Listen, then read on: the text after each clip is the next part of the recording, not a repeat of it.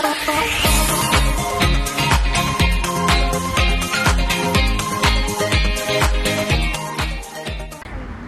Friends, good morning. कैसे हैं आप लोग सब? उम्मीद है सब ठीक होंगे। मैं भी ठीक हूँ। और आज मैं जिस टॉपिक पे मैं बात करना चाहती हूँ, क्योंकि मेरा चैनल और मैं ज़्यादातर बात फ़ीमेल्स के लिए करती हूँ, तो आगे भी मैं फ़ीमेल्स के लिए ही करना चाहती हूँ। और आज मैं बात करना चाहती हूँ अपनी उन बेटियों से भी, ख़ास तौर पर जो मतलब हम जो सफ़र एक शुरू होता है फ़ीमेल्स का, माँ बाप का घर छोड़कर ससुराल जाने का जो सफ़र होता है, और जो हम सोचते हैं जब हम अपने माँ बाप का घर छोड़कर ससुराल आते हैं, या जो बच्चियाँ अभी जिनकी शादियाँ हो रही हैं या हो चुकी हैं, जिनके 5-6 साल हो चुके हैं, तो हम कभी कभी बहुत गहरी सोचों में चले जाते हैं। हम कभी कभी उन चीज़ों को सोचते हैं। मैं कभी कभी आंखें बंद करके तो मैं 1 मिनट के लिए अपनी माँ बाप के घर की लाइफ को सोचती हूँ, और फिर उसके बाद मैंने ससुराल में कैसा टाइम गुजारा है, क्या किया है अपने ससुराल में, कितना नाम बनाया है, कितनी मैंने उनसे प्यार लिया है, कितनी चाहतें ली हैं, वो सब उन बारों में सोचती हूँ। बुरे लम्हात भी जो गुज़रे, इवन उन पे भी नज़रसानी करती हूँ। और अब जब कि मैं ख़ुद एक माँ हूँ और बेटियों को अपनी बेटियों को मैंने भी विदा करना है, तो मैं सोचती हूँ कि मैं ऐसा क्या करूँ, अपनी बेटियों को क्या समझाऊँ, किस तरह से एक अपने माँ होने का फ़र्ज़ अंजाम दूँ, कि वो जब अपने घर जाएं, जब वो अपने घरों को संभालना शुरू करें, तो वो मेरे घर से क्या सोच लेकर जाएं, वो मुझसे क्या सीख कर जाएं, और ऐसा क्या वो वहाँ पे करें कि उनको मेरी ज़रूरत ना पड़े। क्योंकि माँ बाप सदा साथ नहीं रहते, माँ बाप का साथ आखिरकार छूटता ही है। सारे ही माँ बाप इस दुनिया से जाते हैं एक ना एक दिन, और फिर हम ये सोचते हैं कि हम अपनी बेटी को ऐसी तालीम दें, ऐसा उसके पाँव इतने स्ट्रॉन्ग हम बना के भेजें कि वो अपने ससुराल में जब जाए तो अपने कदम को अच्छे से जमा सके और उनके दिल जीत सके।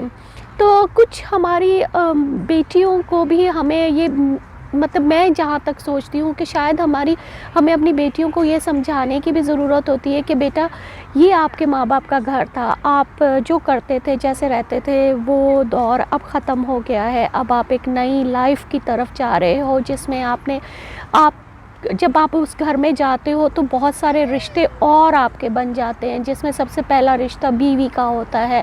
फिर बहू का होता है, फिर आप किसी की देवरानी बनते हो, किसी की भाभी बनते हो, जेठानी हो। हर रिश्ते को लेकर चलना आपको आना चाहिए। हमें स्टेप पे अपने बच्चों को ये चीज़ें, अपनी बेटियों को ये चीज़ें बतानी चाहिए। मैं आजकल 1-2 चीज़ें बहुत ज़्यादा सुन रही हूँ कि सुनने में आता है कि अभी शादी को 5-6 साल होते हैं, 10 साल हो रहे होते हैं, और हस्बैंड और वाइफ में बहुत ज़्यादा क्लैश होना शुरू हो जाता है, और हस्बैंड वाइफ के दिल में जो है शक और शुबहात पैदा हो जाते हैं कि शायद इनका कहीं बाहर कोई अफेयर है, कोई चक्कर है, कोई इस तरह की बात है। बात असल में काफ़ी सेंसिटिव है कि हम जब इस शादी के बाद के एक लेवल पे पहुंचते हैं, तो हम एक दूसरे से फ़ील होता है कि जैसे थक गए हैं, एक दूसरे को शायद बहुत ज़्यादा एक दूसरे से हम उम्मीदें लगा लेते हैं। हम चाहते हैं कि जो कुछ हम कर रहे हैं वो दूसरे भी हमारे साथ वैसे करें। तो मेरे ख़्याल में ऐसा सोचना, हमें अपना 100% देना चाहिए। जो दूसरा अगर नहीं देता तो वो अपना नाम या अपने काम को, या उसने अपना जवाब खुदा को देना है। उसमें हमारा जो रोल है वो यही है कि हम अपने रोल को अच्छे से देखें। हम अपना जो हमारा रोल जहाँ पे आता है, हमने उसको अच्छे से निभाना है। मैं इस चीज़ के लिए हमेशा मैं अपने फ़ादर को अब्बू बोलती हूँ, और अक्सर मेरे अब्बू से मैं हर टॉपिक के ऊपर बात करती हूँ। मेरे अब्बू मेरे दोस्त भी हैं, और हम हर तरह की, मैं उनसे जब भी कोई बात होती है तो इस वजह से नहीं मैं करती हूँ कि मैं दुखी हूँ, मुझे ये करो। मैं उनसे एक राय लेती हूँ, क्योंकि बुज़ुर्गों की, बड़ों की राय जब हम कहते हैं ना कि हमने ये बाल धूप में सफ़ेद नहीं किए, तो वाक़ई ही धूप में सफ़ेद नहीं किए होते हैं, ये उनके तजर्बात बोल रहे होते हैं। तो मैं जब उनसे कोई बात डिस्कस करती हूँ तो मैं कोशिश करती हूँ कि मैं उसमें से उनकी वो बात को पिक करूँ जो मेरे काम की हो, जो मैं कर सकती हूँ, जितना मेरे में स्टेमिना है, मैं उसको और बढ़ा कर, समझ कर उसको मैं करना चाहती हूँ। तो होता ये है कि मुझे एक दिन उन्होंने, मेरे अब्बू ने बोला कि आप बहुत मेहनत करते हो, आप स्ट्रगल कर रहे हो, आप घर पर सबसे ज़्यादा एक तरह से बचपन में तो बीमार मैं बहुत ज़्यादा रही, और इस वक्त मतलब मुझे थोड़ी सी मेडिकल प्रॉब्लम्स भी मतलब हो जाती हैं। तो जब मैं जॉब पे जाती हूँ तो वो कहते हैं आप बहुत ज़्यादा काम कर रहे हो। तो मैं आगे से एक ही जवाब उनको देती हूँ कि आपने हमें यहाँ तक पहुँचाया है, आप आज भी वहीं खड़े हो, लेकिन आपने हमें यहाँ पहुँचा दिया है कि आज हमने दुनिया को देख लिया है, आज हम दुनिया की सैर कर रहे हैं, आज हम अच्छे से अच्छा मतलब हमारा लिविंग स्टाइल हो गया है। अब हमारा फ़र्ज़ है कि हम अपने बच्चों को आगे क्या देते हैं। आपने यहाँ तक किया है और हमें एक स्टेप आगे जाना है, क्योंकि दुनिया भी बहुत एक तरह से बहुत ज़्यादा आगे बढ़ चुकी है हर काम में। टेक्नोलॉजी का दौर आ गया है, हर चीज़ में टेक्नोलॉजी आ गई है, इवन के रिश्तों में भी आ गई है। पहले रिश्ते इस तरह से नहीं बनाए जाते थे, बस अच्छी दोस्ती होती थी। आज का रिश्ता हम हर रिश्ते को बनाकर शायद लेते हैं, कुछ समझ कर उसके साथ निभाने की कोशिश करते हैं, जबकि रिश्तों में भी ये चीज़ नहीं होनी चाहिए। रिश्ते सिर्फ रिश्ते होते हैं और अपनों से ज़्यादा बढ़कर कोई नहीं होता। मैं ये बात छोटी सी आपके साथ करती चलूँ कि शायद मेरी ये वीडियो थोड़ी सी लंबी हो जाए और मैं इसको 2 पार्ट में करूँ। तो मैं सिर्फ यही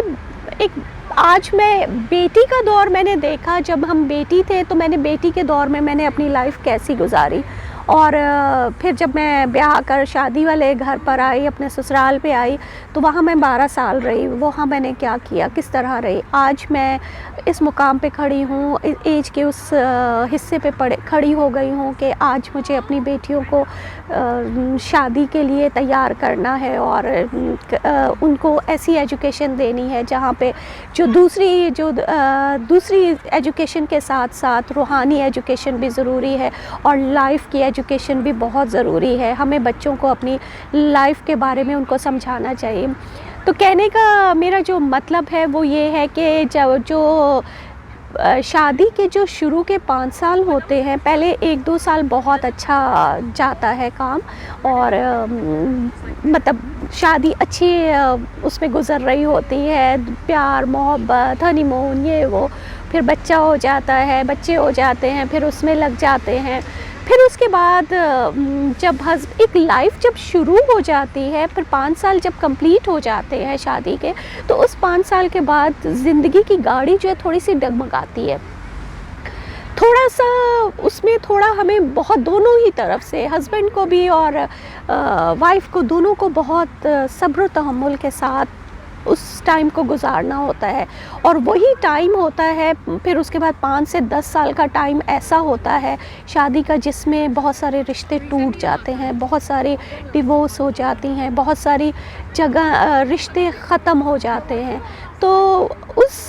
इस टाइम पीरियड के लिए हमें बच्चों को एजुकेट करना चाहिए। हमें पहले से बच्चों को एक आपकी जो स्टेप टू स्टेप आपकी लाइफ आगे बढ़ती है, उसको आपको बच्चों को एजुकेट करना चाहिए कि अब आपके साथ ये भी हो सकता है, आपने कैसे हैंडल करना है।